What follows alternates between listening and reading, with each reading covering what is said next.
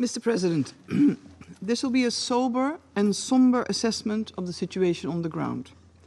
I remain deeply mindful of the profound responsibility the international community bears in addressing the tragedy of this war. Nearly a year has passed since the horrific terror attack by Hamas and other Palestinian armed groups against Israel on October 7th, which claimed 1,250 Israeli and foreign lives and led to the abduction of around 250 hostages. At least 101 hostages are reported to be still alive and still held in Gaza. They are still denied humanitarian visits. All hostages must be released immediately and unconditionally. For as long as they are held in accordance with international legal obligations, they must be treated humanely and allowed to receive visits and assistance from the International Committee of the Red Cross. The essence of our common humanity is at stake. In Gaza, more than 41,000 Palestinians have been killed and over 93,000 have been injured. Recent data from the World Health Organization estimate that more than 22,000 people have sustained life-altering injuries, severe limb injuries between 13 to 17,000, often resulting in amputation. These are a sad reflection of the tragedy of this war. Many of those injured have more than one injury. The health infrastructure, already crippled, has been further decimated. At least 625 children remain out of school, children whose futures are marred by trauma, loss, and deprivation. Every parent hopes for a better, more prosperous future for their children. In Gaza, this universal parental desire is dimmed by the grim realities of destruction and hopelessness. Mr. President, time is slipping away as a man-made humanitarian crisis has turned Gaza into the abyss. It cannot be repeated enough. We need an immediate ceasefire, the immediate and unconditional release of all hostages, and unimpeded, continuous humanitarian access to deliver aid at scale throughout the Gaza Strip. The continued lack of effective protection for civilians in Gaza is unconscionable. The infrastructures that civilians rely on must be protected and their essential needs met. As the Secretary General has reiterated, all parties must refrain from using schools, shelters, or the areas around these for military purposes. All parties to the conflict must comply with international humanitarian law at all times. Equally, humanitarian workers need an enabling environment to ensure unimpeded and safe access to people in need. Tragically, in Gaza, nowhere is safe. Mr. President, diseases like the polio virus had been consigned to history in the Gaza Strip. They've now reappeared due to the collapse of essential services. Following the detection of the virus, the Israeli authorities immediately engaged with my team. Following intensive coordination, the first round of a two-round vaccination campaign led by WHO, UNRWA, and UNICEF has successfully been completed. The second phase of the vaccination campaign should commence in approximately 4 weeks. I visited Gaza, as I regularly do, a week and a half ago.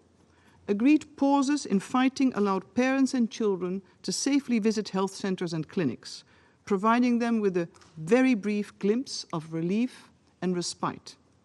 The polio campaign shows that even in the direst of circumstances, with sufficient political will and real-time political commitment, humanitarian action is possible. The polio campaign equally underscored the vital role UNRWA plays, not only in accordance with its mandate, but also as a critical, trusted partner in the social fabric of Gaza and as the backbone of our humanitarian operations. Mr. President, the outbreak of polio is also a stark reminder of the desolate conditions of life in the Gaza Strip.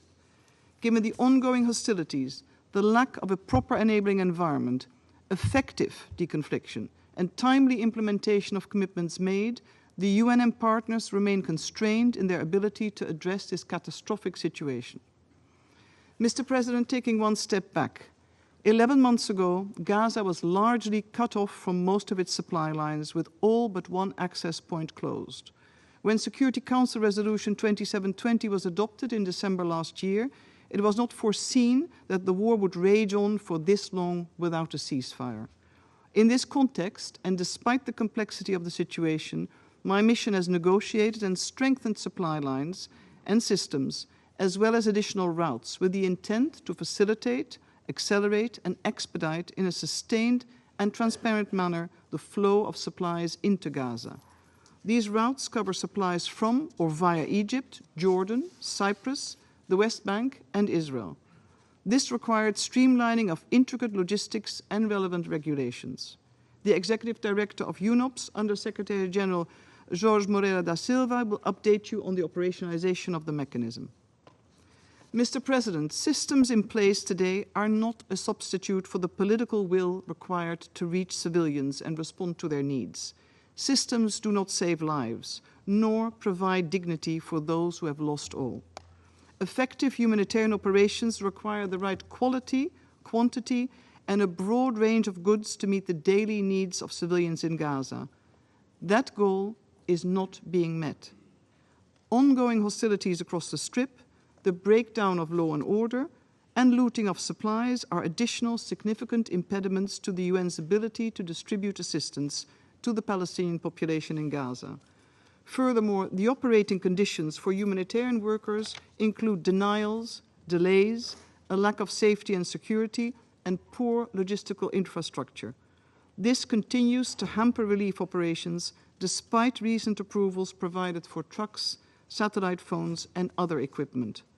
My mission continues to engage on these vital issues with a view to seek immediate redress. Commitments and intentions need to be translated into tangible actions on the ground.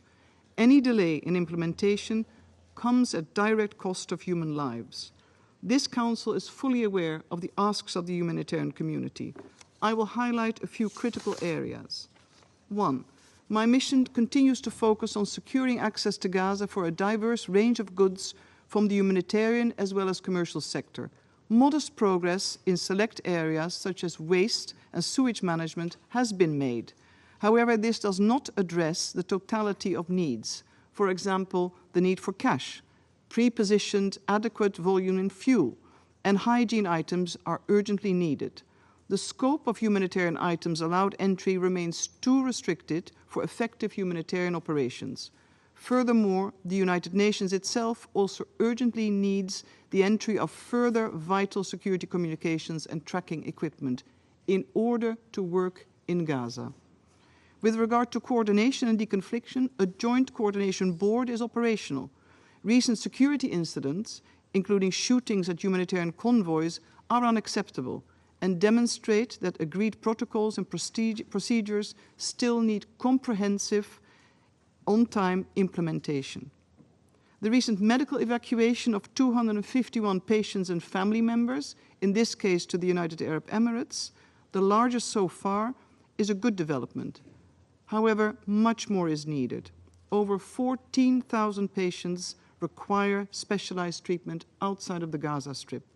And I would like to use this opportunity to call on all member states to extend their solidarity by hosting these patients and their families. Progress on the above becomes even more important as winter nears and the humanitarian catastrophe deepens. The UN team on the ground continues to coordinate with the Israeli authorities to ensure the implementation of a winterization plan. Mr. President, humanitarian assistance is only a temporary pathway to alleviate suffering. A comprehensive, just, and lasting peace in the Middle East can only be realized through a two-state solution and the achievement of an independent, democratic, contiguous, viable, and sovereign Palestinian state, living side by side in peace and security within secure and recognized borders with Israel, whose legitimate security concerns must be addressed. In this light, the recovery and reconstruction of Gaza should not wait, and you've heard me say this before. As much as political conditions will dictate the pace and nature of this process, children need to learn. They need to be in school. Healthcare needs to be provided to all. Housing, refurnishing, rebuilding, it needs to start. It's important that governance and security arrangements are established without further delay. And the UN's position is clear. The Palestinian Authority must resume its full responsibilities in Gaza. And Prime Minister Mohammed Mustafa's cabinet has developed comprehensive plans to restore local governance, security, and re-establish the rule of law. International planning efforts of the UN, the EU, The World Bank and others are ongoing in support of the Palestinian Authority. And my mission has further developed financing options for the international community to consider. Rebuilding Gaza offers an opportunity to involve all members of Palestinian civil society. Fostering a conducive environment that enables the Palestinian business community to play its role is equally important. Palestinian businessmen and women, investors have the drive, the knowledge and the commitment to contribute in a meaningful way. Mr. President, over the past 10 months, my mission has fostered partnerships. It has enhanced coordination amongst member states, UN agencies, and the many humanitarian partners. The 2720 team has continuously engaged on issues of access, addressed obstacles, and proposed solutions to enable assistance by all humanitarian partners, including, and it goes without saying, UNRWA. My mission has proposed solutions to overcome political and operational impediments, maintaining a lean, agile, and efficient operations through a hybrid model with UNOPS and seconded experts from certain agencies. Routes have been established and systems are in place, and proposals have been made to the parties concerning the option to reopen the Rafah border crossing. This is just one of the many examples. But despite these continuous efforts, the only credible measure of change and progress are the actual conditions on the ground in Gaza. And the horrors of the past 11 months have made it painfully clear that a political solution is the only sustainable path forward. Without a political solution, the cycle of suffering will continue. And in the face of the tragedy that befell innocent civilians, our shared humanity demands we respond with compassion and humility. We have a responsibility to provide protection and aid, remaining steadfast in our duty to advocate for a lasting peace, a secure Israel, and a fully independent, viable, and sovereign Palestinian state. Thank you.